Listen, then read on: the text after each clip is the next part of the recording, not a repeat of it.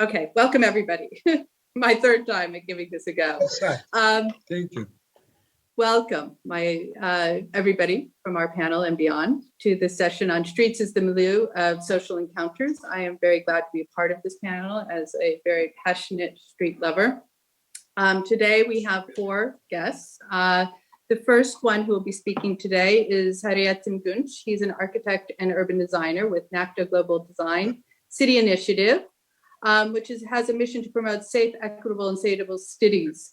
But his approach is quite unique in that he actually looks from a data visualization point of view, and especially at human behavior, social interaction, and how things like tactile urbanism can actualize long-term change.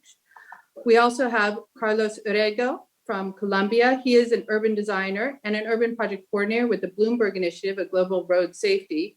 And he is coordinating urban design and public space in the city of Bogota, the city of Cali, and the National Road Safety Agency of Colombia. He has a special passion, which I am very grateful for, to improve the quality of cities through exploring initiatives, solutions, and everyday challenges. We also are fortunate to have people working directly in the city. Zeynep Yildirim, who is an urban planner with the Izmir Metropolitan Municipality and is working in the Department of Transportation specifically on mobility and cycling. She has a particular interest in public space, in the perception of authority, and I think is doing some really interesting work pioneering local ecologies and how that challenges our conventions of urban planning. We are also fortunate enough to be joined by Yilmaz Büyükerşen, who is a long-term mayor of Eskişehir and also has a very interesting history pioneering the role of education and universities throughout the country with the establishment of education parks, district education units, and further spent the last 2 decades in Eskişehir doing incredibly interesting pioneering work on cultural development, ecological development, as well as the role of a university to lead the economic development of his region. So welcome everybody, and I'd like to begin our panel.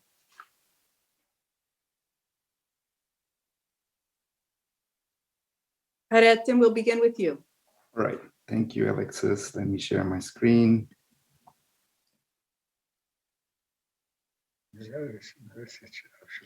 All right, thank you so much again. I want to start out by saying that I'm really happy and honored to be here today and excited to be talking about my favorite topic. My name is Hayrettin Günç, and I am an architect and urbanist based in New York City. And I actually want to start with an image of a street from New York City. This street is called Mulberry Street. And you can see it's a nice, vibrant street with a lot of businesses, a lot of active storefronts. We see people walking, making business and shopping. But we can also see that almost all of the street space is occupied by either moving traffic or parked cars. And this is the same street in the beginning of 20th century, so almost 120 years ago. And instead of cars, we see street vendors, kids wandering around, again, people buying stuff or chatting with each other. And it's a remarkable difference from what we have today. And it's obvious that during the past century, we have radically changed how we design our streets, and most importantly, who we design them for. So we have to remember that streets compose the largest network of continuous public space that we have in our cities. But this space is also very contested, as you might guess. Streets serve many different functions and many different goals and objectives, and these sometimes compete with each other. So I'm going to talk about these goals a bit so that we understand the larger context of street design. So starting with how we design our streets determines how we move around the city. So whether we have the choice to take public transit, or if we have, safe cycling facilities or walking facilities. And while these choices can improve access, most oftentimes our streets make it difficult for people who have disabilities. And our decisions on street design also affects environmental sustainability, from how we manage our water systems to how we integrate biodiversity in our cities are all part of this process. It also impacts our economic sustainability. Our streets also dictate if businesses can thrive or goods can be delivered in efficient manner. It also impacts economic sustainability because we spend huge amounts of money to infrastructure every year that sometimes may be serving only a tiny portion of the society. Speaking of equity, streets facilitate safe access to public spaces for demonstration and protest as a fundamental civic right. So when we design our streets, we need to design to keep this vital function of our streets. Our streets also have huge impact on our public health and safety. We know that every year, more than 4 million people die prematurely from air pollution, which cars are one of the biggest contributors. We also know that 1.35 million traffic fatalities happen on our streets every single year. And a statistic that's quite sad and striking is that traffic fatalities is #1 killer of our young people around the globe, ages 5 to 29. And today, in the era of COVID, our streets are more important than ever, from providing critical services or just offering people safe places to gather and interact with each other. So this, speaking of places to meet, which is kind of our topic for today, our streets really affect our livability and quality of life, whether we sit in the shade, chat with our neighbors, move safely around, so it can make these social encounters possible. And I want to expand on this a bit in terms of social interaction. And I think for this panel, it's worth revisiting this Donald Appleyard study from 1969. What Appleyard did was he took 3 different streets from San Francisco. These are residential streets, very similar physically, but only thing different was the amount of vehicle traffic on these streets. So what he did, he identified one street with 2,000 vehicles as light traffic street, the one with 8,000 vehicles with medium moderate traffic street, and the one with 16,000 vehicles per day as the heavy traffic street. What he found out was quite remarkable, that people living on the street with relatively light traffic, here on the right, had 3 times more social connections as people living on relatively heavy traffic street, which is on the left. And the lines show here who knows each other. As you see, these dots also show where people gather. So this street with less cars had 3 times more of that social interaction. And this study has been tested in different cities and come up with similar results.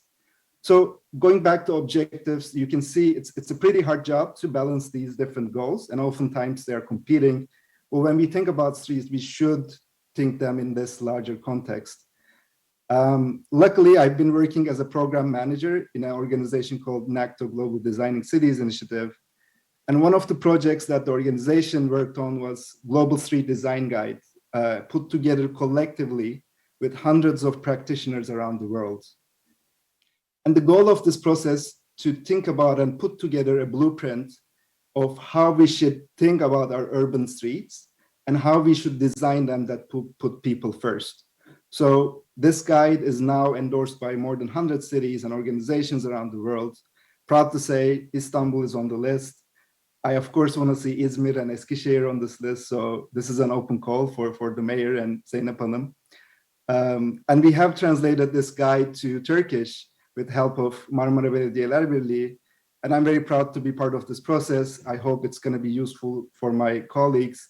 But the essence of the guide is based on this idea of inverting this pyramid of street, where the cars were on the top and they were the king.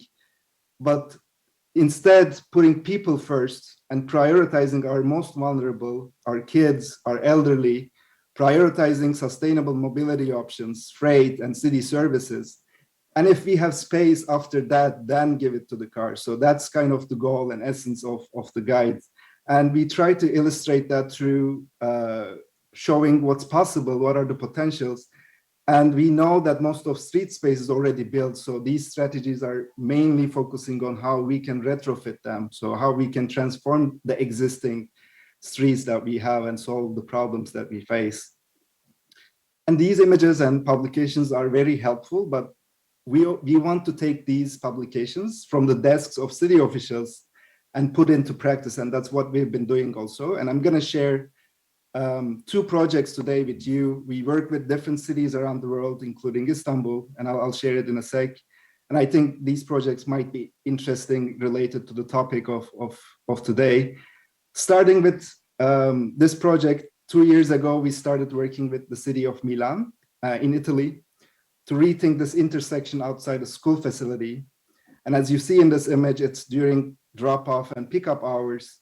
It's very busy. Kids and parents are piling up on top of each other in the tiny amount of sidewalk space, while the traffic, cars, and parked cars taking most of the space.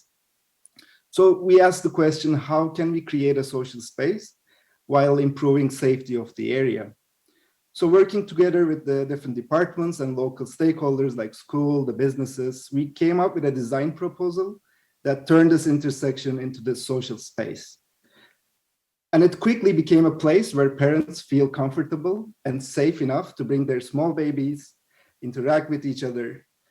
It's a place where kids can share what they did in the school that day with their parents. It's a place where parents can play ping pong while waiting for their kids, and never underestimate the power of ping pong. And in more general, the act of play is something that we should think more about and include in our designs as we think of these spaces. And we shouldn't also forget the act of creating that space together through collective workshop. That's also part of that social interaction.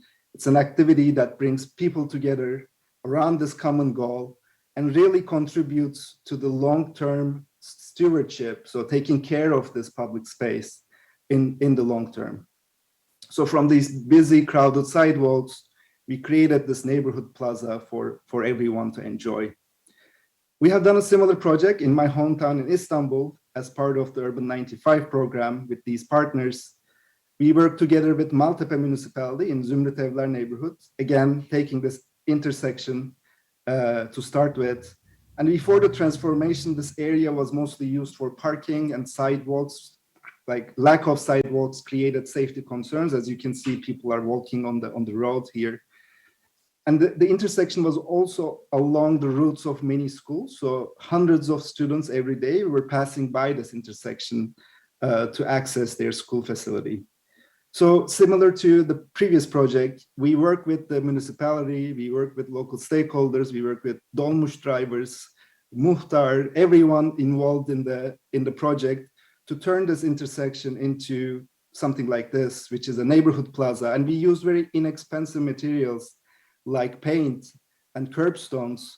And we did this in 2 days, turned that space into this plaza, again, created opportunities to involve kids and people living in the neighborhood to create a plaza. And I actually like this image a lot. I took this from Google Street View, and this means it's a random day, random time of the day.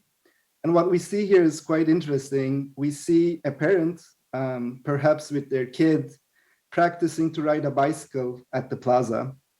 We see all the benches, most of them, let's say, are occupied. People are chatting with their neighbors, sitting in the shade. We see kids playing. We see a bag there, assuming maybe the kid is coming back from the school. And again, like this image, I think shows how this tiny public space can touch people's daily lives and affect their daily lives every day. So the story of Zümrüt Evler didn't end with this implementation. When COVID started to affect, Maltepe municipality realized that there is a need for open spaces for social interaction. And what they did was basically take that plaza and turn it into a permanent space using like permanent materials like stones and like landscaping elements. They brought real trees, which will grow in the next few years and make the space even nicer. So, and during the pandemic, we saw this plaza became a safe haven for everyone, especially elderly. When there were curfews, they needed a space to just sit and take some fresh air. So this plaza, neighborhood plaza, was for that. So if anyone is more interested, there are more examples, and these are the resources that we have for free on our website, and I strongly encourage to check them. And I'm just gonna end with the same street that I started with. So I talked about Mulberry Street from New York, but I left one part out deliberately.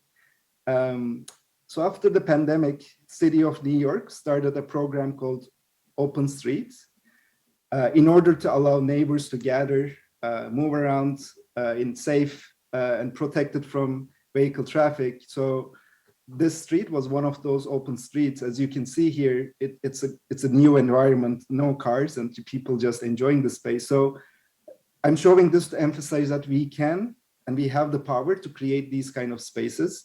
It just depends on our priorities and defining how we can put people first and how we want to use our streets. So I'm gonna stop here.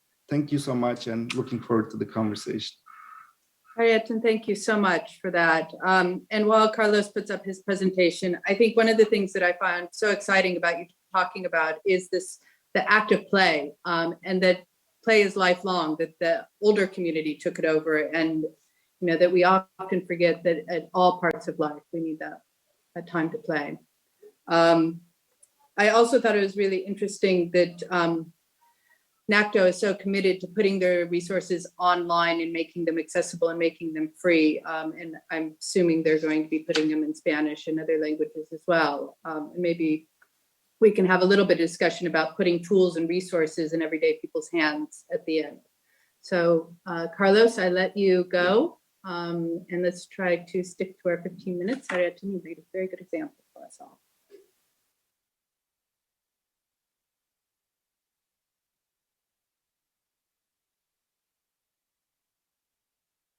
Carlos, are you ready? Yes, I'm ready now. I think you can listen me there. So thank you so much for inviting me to this forum. My name is Carlos Urrego, an urban planner from Bogota, Colombia.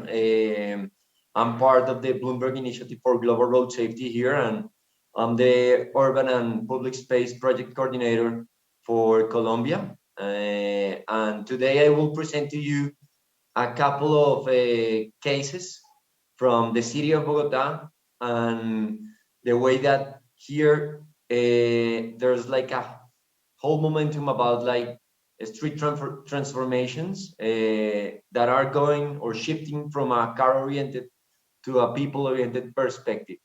So first, I would like to just briefly set the location of where I'm located at. So here we have Colombia at the north of South America, and at the very center of the country we have the city of Bogota, which is 7.1 million inhabitants, and we are located at a height of 2,600 meters above sea level. Bogota, I have to say, it's a city known for its Sunday ciclovia, which is like a weekly activity that gathers around 1.5 million users every Sunday. And this is very interesting because it is like a way in which the city has turned the culture of using the streets in a different way from a very long time ago already. And this network of like transformations are happening every Sunday, and it transforms like during the day 344 kilometers of roads. This was a project that initially was like it was born from a civil society initiative back in the 1970s.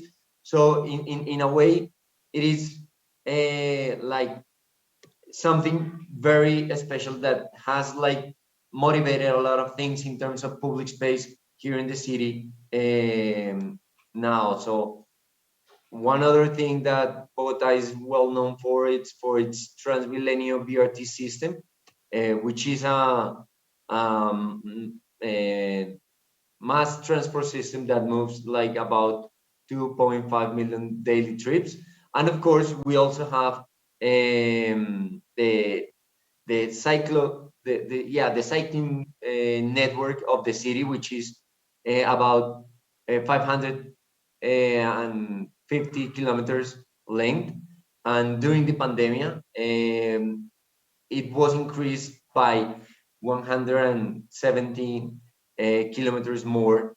So it's now about like almost 700 kilometers, and it's still increasing, no? And this is because the city and many people on a daily basis is moving and shifting across the city, and about 880,000 people is daily mobilizing themselves in bicycles. So that's why the city has like progressed a lot on the implementation of this kind of transport system. So the reason of the presentation is this one, as we've been discussing.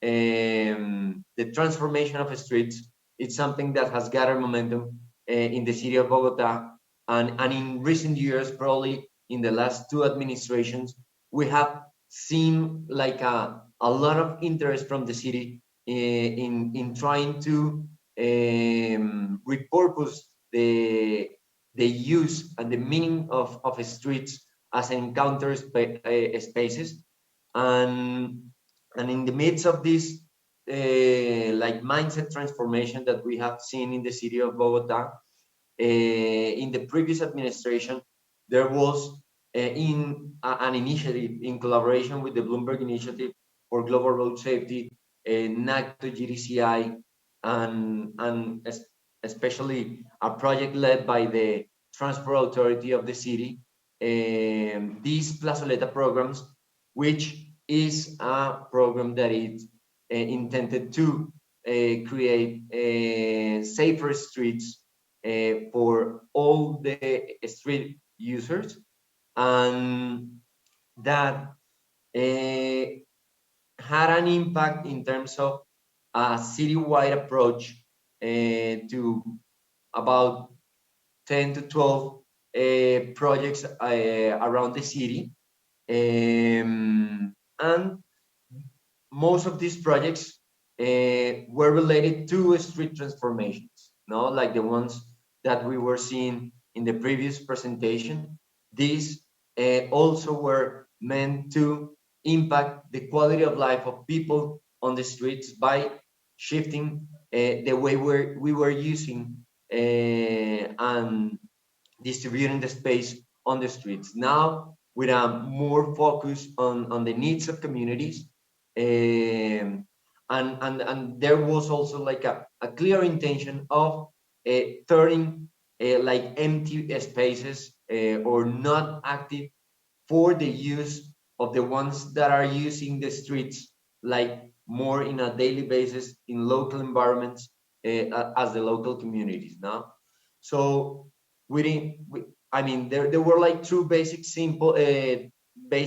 principles. One, road safety, to increase people's safe conditions while using the streets in order to guarantee the access to the spaces that the city was transforming. Also, a phase-based like approach to the transformation process, where through tactical actions, the city was able to gradually transform and project this sort of changes that would like inform in a more interactive and dynamic way to communities, because sometimes these sort of changes are not easy to to inform and to be presented to the communities. So one other thing that was very important along this whole process is that communities were like key stakeholders of the processes, because we knew that they were the ones that knew their needs in a more precise way, and they would also be able to contribute to the design process of these projects, because in that sense, they would also be empowered and also they would also be like, yeah, appropriate of the transformation that their surroundings were taking in the midst of these projects. So, as I mentioned, this was a program that it was meant to transform the neighborhoods at the scale of the streets, no? And we were like bringing this sort of distributions of the spaces to create like more space for pedestrians, safer and adequate for them to stay, to share with people, but also, of course, keeping the capacities and the needs for vehicles to enter and perform their activities, because they're also part of the streets. But we were focusing importantly on the needs of people and the needs of the environment. And we also knew that this sort of transformation would have like a stronger impact in the dynamics of the streets and the surrounding like activities, no? So we went from the shift, we proposed like a shift of the understanding of the use of the streets. And that was a shift that it was oriented to the people's needs, to the community's needs, no? There are always around the streets like a number of activities, businesses, schools, facilities that benefit a lot from a logic where streets are more dedicated to the needs of the surroundings, and of course guaranteeing that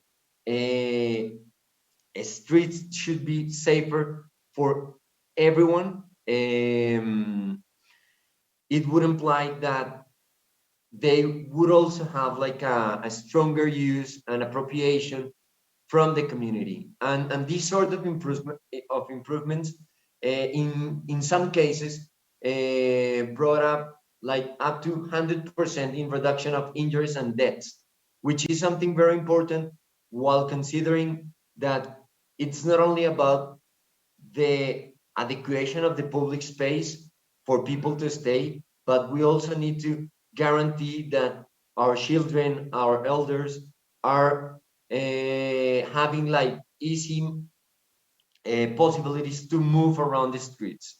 And of course, there was like a strong intention from going from placeless spaces to spaces where communities would be able to articulate their space of interaction, spaces for kids, spaces to stay, to share. And this was supported by a 75% of approval by communities that were involved in the process of transforming these sort of spaces. And also we had or there was like a strong approach to turn unsafe streets that were only thought for cars to streets that would benefit the needs of all of the users, acknowledging the importance of bringing spaces and furniture that would allow people to stay while waiting for the bus, for example. And this also contributed not only to improve the conditions of the streets in terms of mobility, but it created like a momentum with other city agencies to develop actions and benefiting some other topics around the street use, no? For example, security, for example, things related to waste management and things like that. So with all this, there was like a strong intention from around the shifting of the meaning and use of the streets, by creating this sort of project of transformations that are like 100% focused and oriented to people's needs.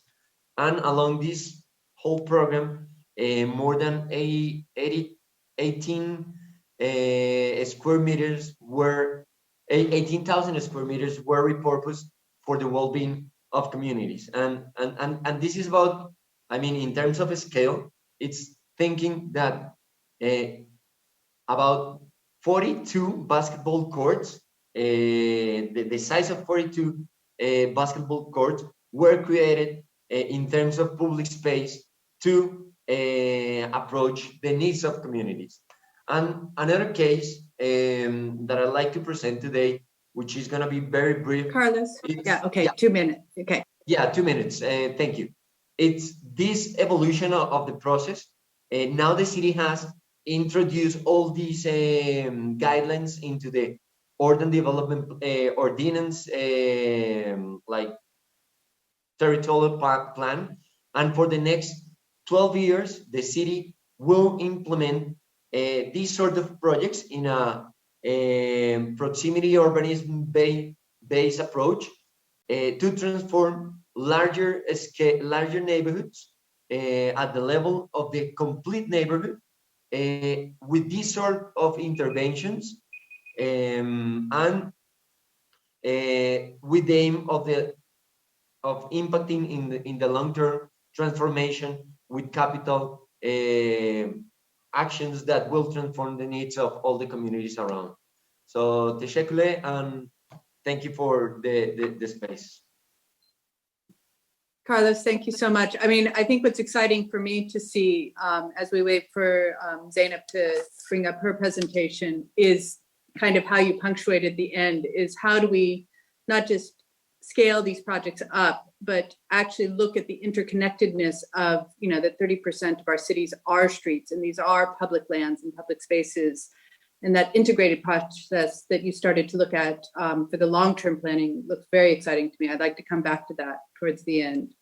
And I think bringing that placeness, our streets have destinations. We can talk about, let's meet at the, let's go to the, and I found your last diagrams quite exciting to make streets places again and destinations. So Zeynep, are you ready to go? Zeynep, are you there? Bir saniye, wait a second. Tamam.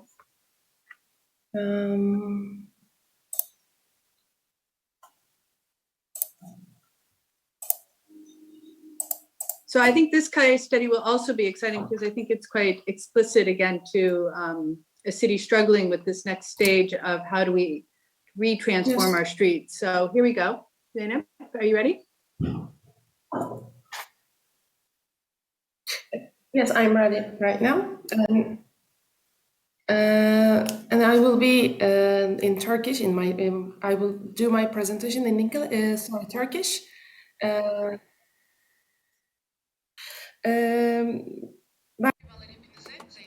Hello everyone, my name is Zeynep Yıldırım. I work in Izmir Metropolitan Municipality as an urban planner and pedestrian access chief. And it was the first time it was set up, such a unit was set up in Turkey, in a Turkish municipality. So it's a great honor for us. And this was actually set up under the planning agency, and also a bicycle transportation unit. And I would like to talk about it. Probably we have a lot of foreign participants. So Izmir is a city in the Aegean region of Turkey. And in this photo, there is the clock tower, which is also basically our symbol. And this is a photo taken during the pandemic. Those who visit Izmir would know there are a lot of pigeons and other birds here. And those maybe, so you can see people feeding them. And also children, they run in this avenue, and people from Izmir in this plaza take photos. But in the past, there used to be a huge street going, main way going through this, and in the 90s it was removed, and it was actually during the time one of the most active streets and ways of Izmir. But then it was redesigned for pedestrian use, and during the pandemic, especially, let's say, car addicts started to use the space on the left-hand side as a car parking space, and this became a habit, and we are fighting this at the moment, especially some of the state institutions there, workers, employees there, they were just too comfortable with using that space for themselves as a parking spot. And we tried to do something to prevent them, but during the pandemic... Sorry, I just cannot seem to recall the situation.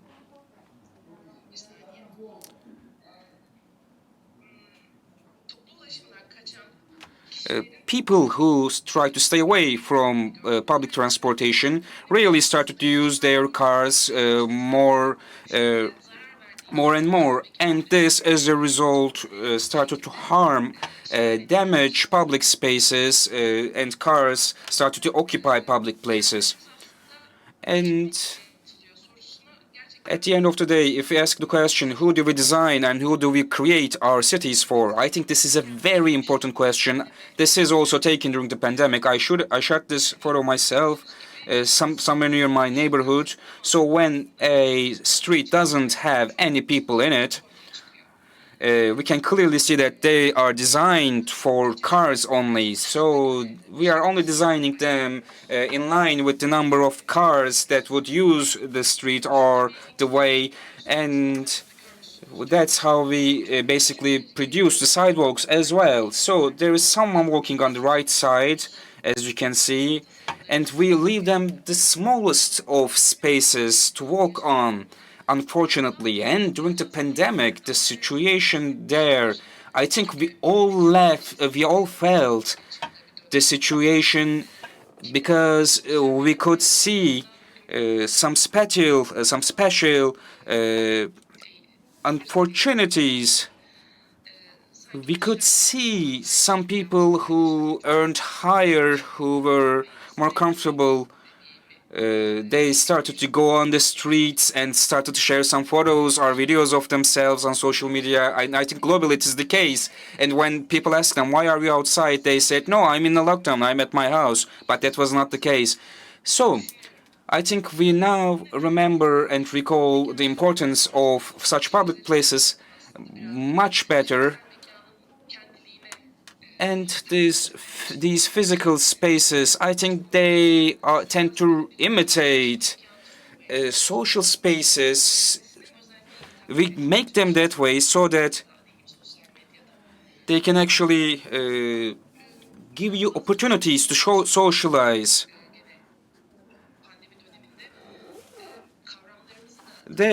And also social spaces as well, social platforms as well. They are imitating physical spaces for this reason. And during this period, I think we all started to think that there was a difference between social platforms and also physical spaces. And then social distancing became a thing. And we, as a result, could understand better that social distancing could only be a product of designing physical spaces. And now I would like to give you some figures.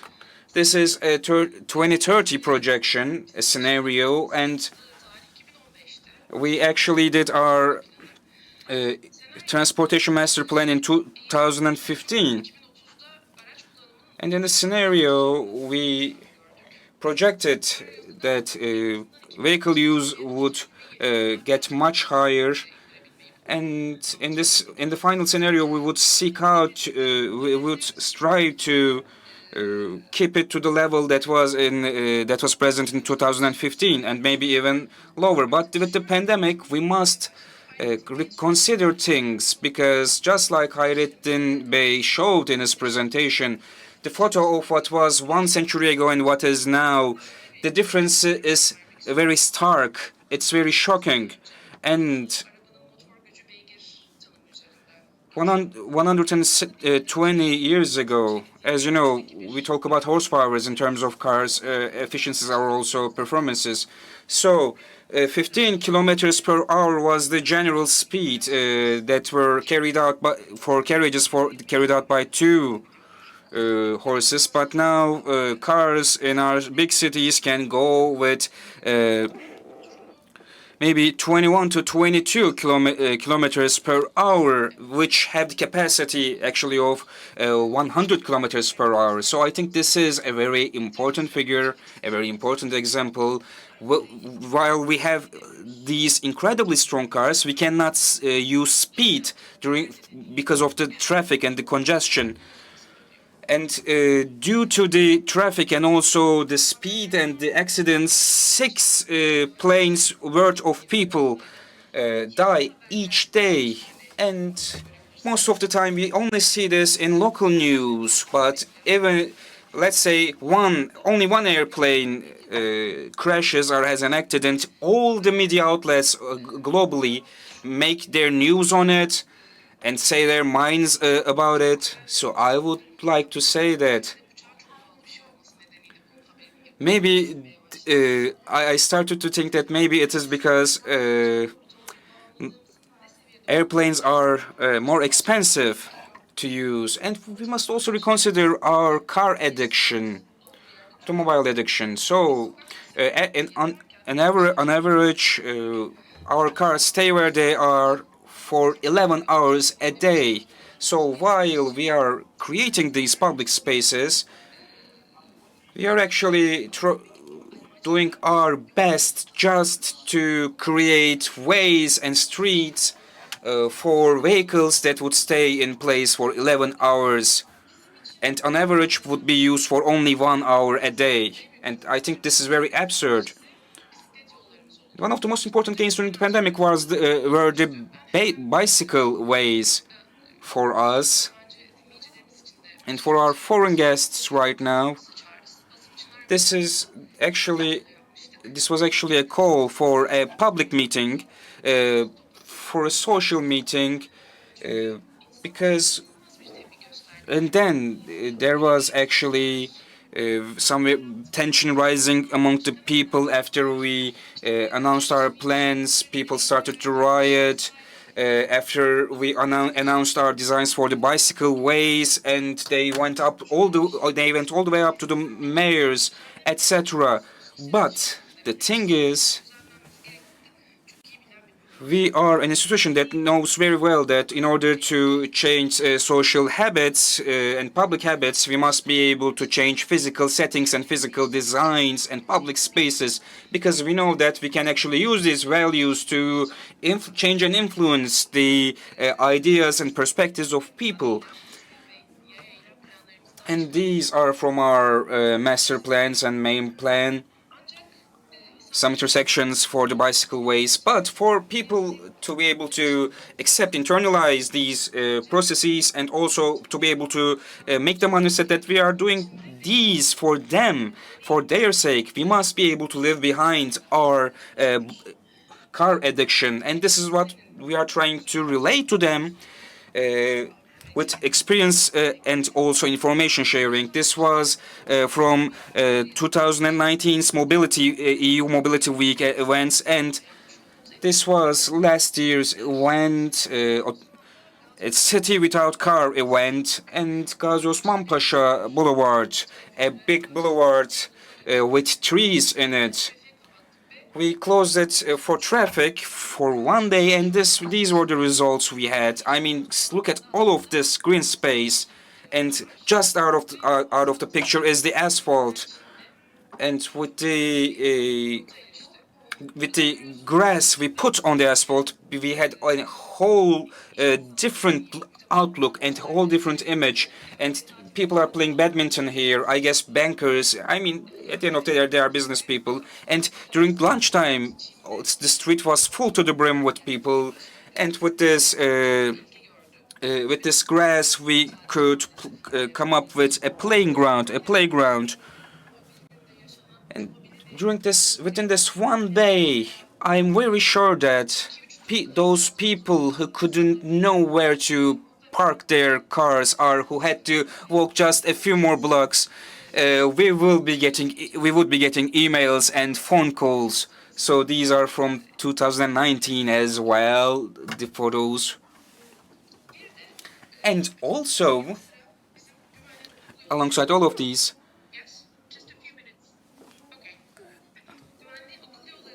we have the safe school roads.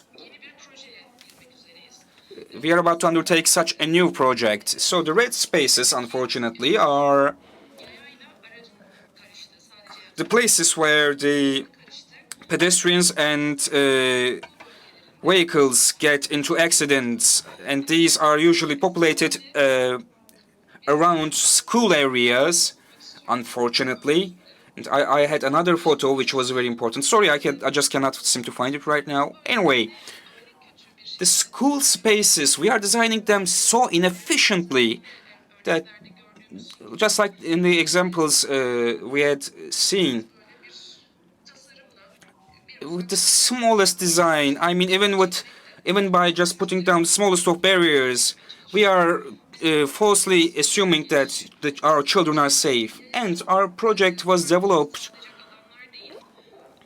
in a way that it will not only give provide safety for pedestrians, but for the two-way roads,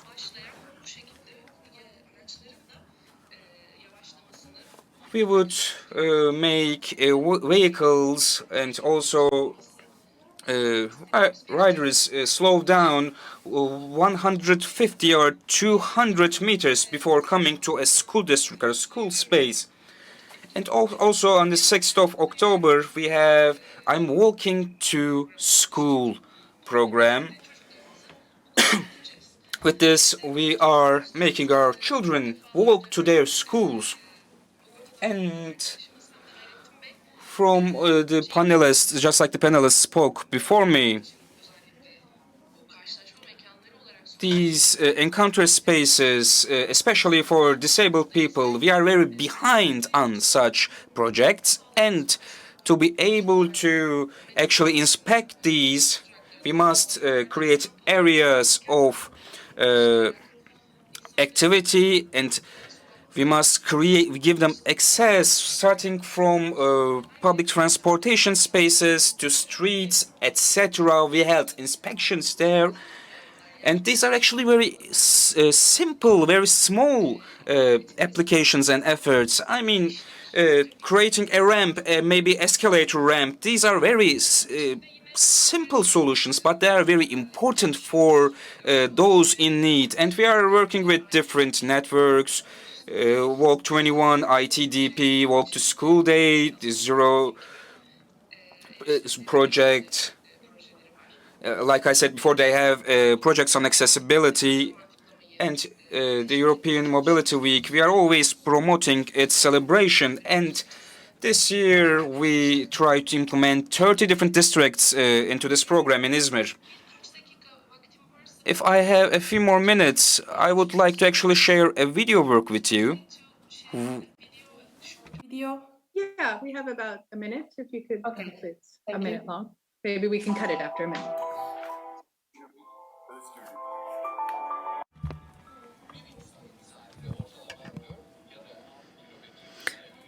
So by walking, you can travel 3 kilometers in half an hour. And also in streets, when only 1,600 people can access through cars, around 6,000 can access through walking. So 44.5 million people in Izmir are in the city of Izmir, and It is also clear that automobiles are one of the major factors for global warming as well. So we beseech you to use mass transportation instead of private cars in Izmir.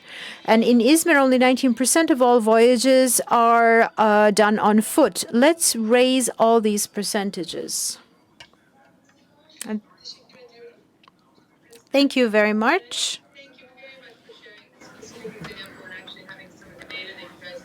Looking at one of the things that, again, while we're waiting for Mayor Yilmaz to put up his slides, I'm also curious about is car ownership. Even New York City has a very low car ownership and commercial car ownership. That there's this kind of irony in that the cars are actually not used by many citizens. That it is, and yet so much of our tax dollars is given to maintaining these, service infrastructure for the sake of economic development.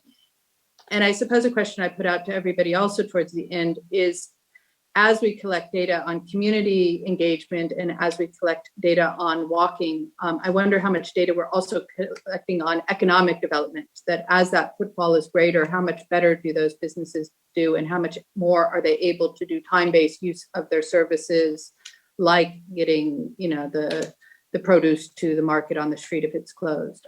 I think that can be also a bit interesting to hear from that data and visualizing the long-term quality of life and economic and human development impact. Yilmaz Bey, is there Ms. Are we able to get your slides up? Evet, buradayım efendim.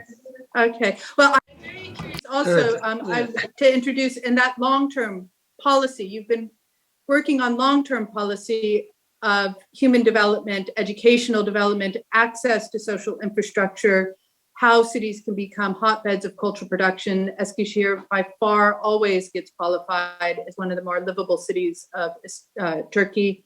So it's a great honor to have you. Please share.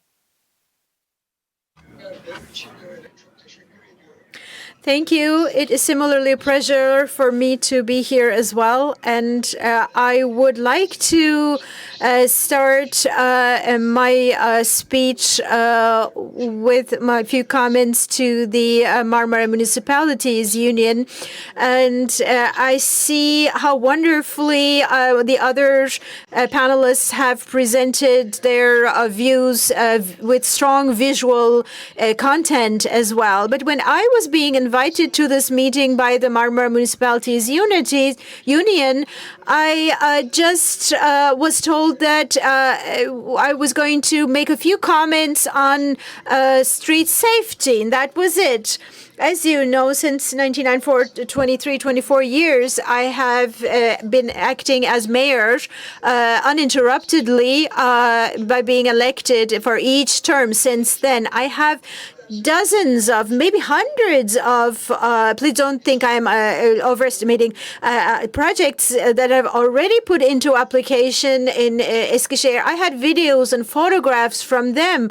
But during our contact with the Secretariat, I was only asked to send a high-resolution picture of myself and that I should prepare a speech for maximum 15 minutes. And when we were told that, we did not bring all those wonderful visuals of those projects to us, whereas we had taken them to us to other meetings for example, to other meeting 3 or 4 years ago in Thessaloniki. And I had shared those videos with me. I shared all that data with them as well. And all these projects that my colleagues have talked about are actually projects that we had undertaken maybe decades ago, how to transform a city into a human-focused service perspective. I would have wanted to present them to you here today as well, but unfortunately, the people at the Marmara Municipalities Unit who contacted us didn't give us a lot of details about that. So maybe very just before this session, they asked us if we had visuals. So that's when we thought to add the visuals and photographs of this latest project that we have. We couldn't bring you anything else, unfortunately, today. So I'm going to try to keep up with my timing of 15 minutes as well. And so I think when the time is right, when I'm talking about that project, because it's a brand new project we are applying to our streets. So I believe the visuals will come on here. It was very important for us to apply that during the pandemic as well. What's important here is that the area that we feel closest to after our homes is the streets of our neighborhoods. The streets are like the capillary vessels of the cities, like in a body. They're also the nerve endings and the nerve pathways of the cities. And you can, from the atmosphere of the streets, you can understand the mood of that city, of the soul of that city, of the aesthetics of that city. So that's why I said that these streets of their neighborhoods are the places where they feel most connected to after their home, so the street that they live upon. Those above a certain age will remember that the streets of the neighborhoods were the natural playgrounds of our children once upon a time. And they were the spaces when neighbors would meet as they went in and out of their houses and had neighborly chats. And they were the places where the closest of neighborly connections were forged. And I think these are things that need to be reminded to younger ones. And streets were actually the location of neighborly visits after dinner.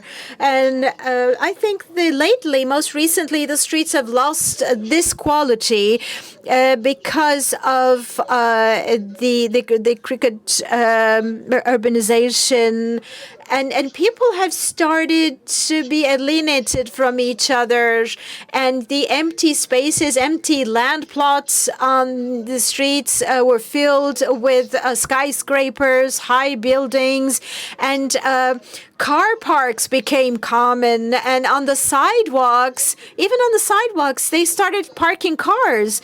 So the streets were in such a sad condition that the firefighter vehicles could not go into the streets to fight when there was a fire in a building.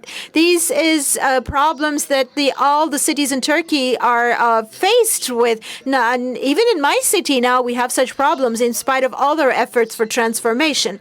So unfortunately, everything was game for gain in this game for municipalities. Of course, the residents of the cities wanted to improve their income by selling their one-story house to a contractor and get a higher story building. But what's important here is that the people who are responsible for the planning needs to act with more responsibility and to communicate with the community to also inform them and educate them on what is necessary and important on the long term.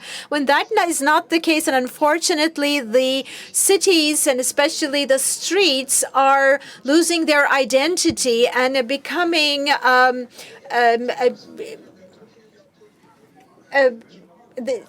that sense average cement babies without any identities, and this is actually obstructing the way for the uniqueness of cities. These are briefly, I think, describable as the problems of vertical growth instead of horizontal growth for cities. So very brief periods of time, new constructions of 3-4 story buildings increase the population as well, population density in certain areas, and change the demographics of the cities. And in that sense, one of the major functions plans of the municipalities is to plan and apply the architectural plans of the cities. So the social structure, the social texture of the cities needs to be taken into effect in that, because the social texture of the streets are formed on its own as a consequence of all those planning, and they constitute the neighborhoods. In my city, in Eskişehir, there's always a concept of different neighborhoods, and we talk about Batıkent, you think about new gem of Eskişehir with very healthy or urban planning, and in Dede neighborhood you think about the old city. So streets form neighborhoods, and neighborhoods form districts, and districts form cities. So there's a very close relationship between all of these factors. And one of my major concerns about the streets in Eskişehir is the fact that they're very narrow. And as I pointed out, unfortunately, this very intense and dense construction has unfortunately led our city away from its original identity. And the pavements, the sidewalks, have become so narrow that it's not even possible for two people to walk side by side. I think you're not hearing me anymore. Can you hear me? Am I still on, or I can hear? Tamam. Evet, yes, so the pavements have become so narrow that it's not possible anymore for two people to walk side by side.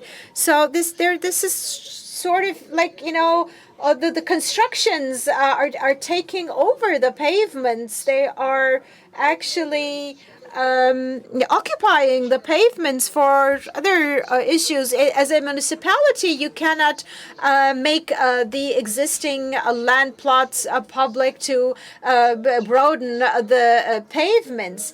But we are, as a municipality of Eskişehir, we are taking into effect numerous activities on the street activities, so to say, especially in the old city of Eskişehir, just to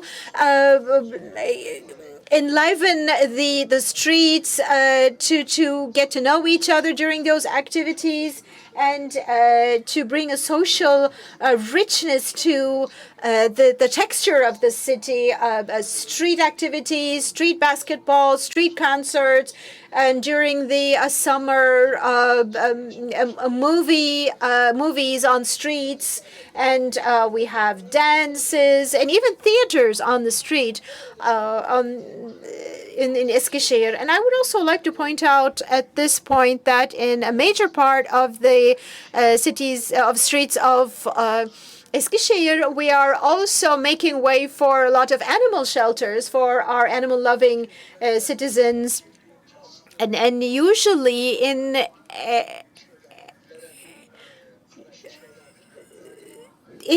constructions and buildings which are old, we are enlivening them with murals and paints, and we're working with the fine art students to beautify the streets, the high concrete walls. And we are actually adorning these concrete walls on the avenues, on the streets, with replicas of world-renowned artists in terms of large-scale pictures, so to say, or artworks. And we are also giving information on who the artist is and what the artwork actually is. And all the people who walk on those streets are becoming familiarized with a Mona Lisa painting or another painting of Van Gogh or other artists, and talking and learning about the villagers who were working on the fields of barley, as well as other idyllic scenes.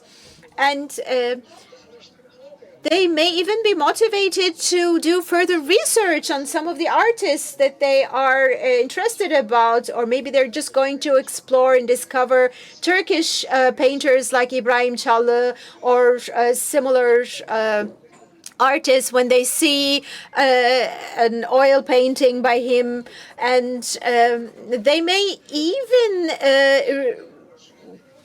be interested in where the originals of these artworks are located, in which city, in which museum, and which would lead him to get forth further information from the plaques underneath.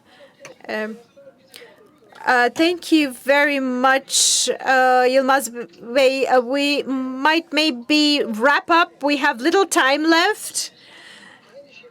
Okay, I will wrap it up. I would like to point out at this point that we have also decided to bring a few of the famous world-renowned cartoons, award-winning cartoons in these billboards, not on the walls themselves, but on the billboards, especially to increase interest in cartoons or caricatures, which the young people are shifting gradually away from. So finally, last but not least, I would like to say that as the Eskişehir municipality, metropolitan municipality, I would like to talk about a new project of our streets, concerning our streets. And the project is named Art Street, and Streets of Art. And this project includes two areas, which is a cultural block, a cultural area, and there's commercial area. We have in a cultural area, we have the 8th theater house of the Eskişehir Metropolitan Municipality, with meeting areas and cafeterias, and also a puppet theater hall for children, and also 350 square art training facilities to continue with the arts. And in the commercial side of the area, we have 3 also commercial facilities and cafeterias on this area, on the street of art, so to say. We believe that this art street, the street of art, will share visitors from different parts of the city, as well as with visitors from outside the city, will come together and get to meet each other. Thank you very much for your attention.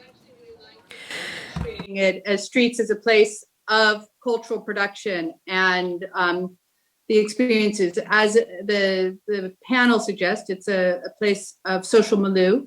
But it'd be interesting if each of our panelists can give maybe a 30-second comment on just that, how once we make our streets safe and we make them community spaces, what is our next expectation, and how that social infrastructure can amplify our aspirations as we move to the 21st century, ecologically, economically, inclusive participation. Hayrettin also brought up the importance of civic participation, which I know everybody on this panel is very passionate about. So just in a few seconds, if everybody could maybe punctuate the aspirations for streets as social vehicles for our human development. Hayrettin, maybe you can start since you did. It's a very hard question to do it in 30 seconds. But yes, I think there is like a cross-cutting thing in all of our presentations. How can we reclaim our streets for people? Toplantısında inşallah.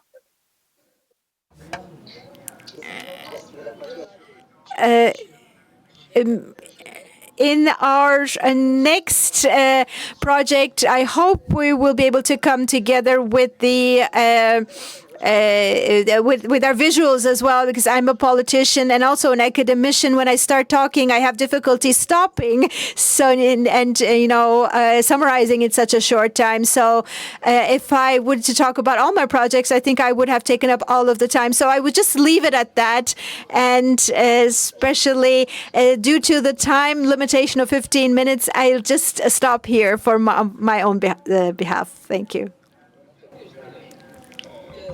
I can just wrap up my thoughts just to say, yes, I think reclaiming space for people, I think that's kind of how we should move forward, which means how do we balance mobility function, which is now the dominant function of the streets? How can we bring the other goals that I tried to highlight into this conversation. I think that's going to be the biggest challenge as we move forward.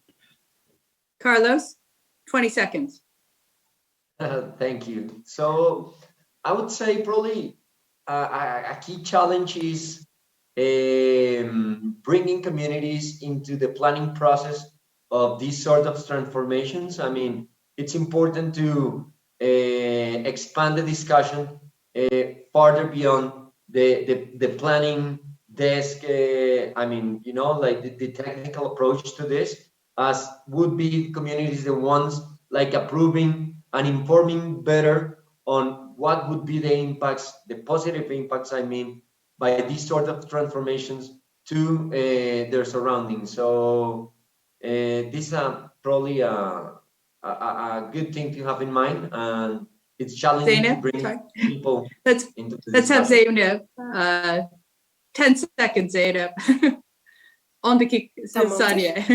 Bence buradaki I believe the most challenging part here is to actually try to remove the car addiction of the people, and to try to shift the focus from a car-oriented or vehicle-oriented approach to a human-oriented approach. To have people with such different experiences on the ground, making, you know, streets wonderful places and an active part of our public realm and our public life experience. Thank you so much, everybody. And I look forward to seeing how this work progresses in the next 5-10 years. Thank you. Thank you, Marmara Urban Forum, for this wonderful conference, a whole set of really interesting topics. And it's nice to get a whole variety of people with backgrounds. Thank you very much. So have a good day, everybody. Thank you. Thank you.